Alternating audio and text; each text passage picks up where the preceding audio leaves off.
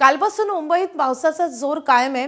पश्चिम उपनगर, पूर्व उपनगर आणि दक्षिण मुंबई अशा जवळपास संपूर्ण शहराला पावसाने झोडपून काढले।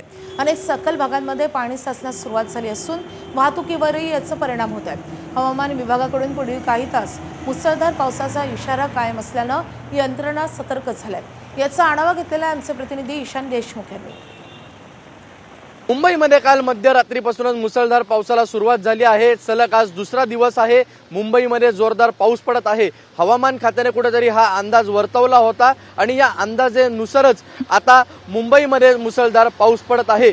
पश्चिम उपनगर असेल, पूर्व उपनगर असेल, त्याचसोबत दक्षिण मुंबई असेल, पूर्णपणे पावसाने व्यापून गेलेला आहे। त्याचसोबत मुंबईचा जो धरण क्षेत्र आहे त्यामध्ये देखील कालपासून मुसळधार पाऊस पडत आहे।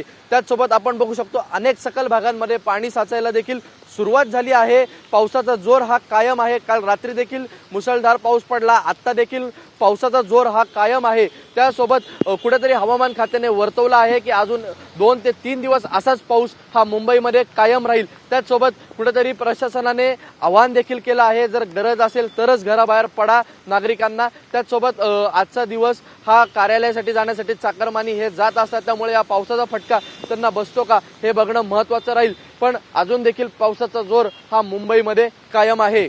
कॅमेरामन श्रीनिवाससह ईशान देशमुख, एबीपी माझा, मुंबई। एबीपी माझा, उघडा डोळे बघा नीट।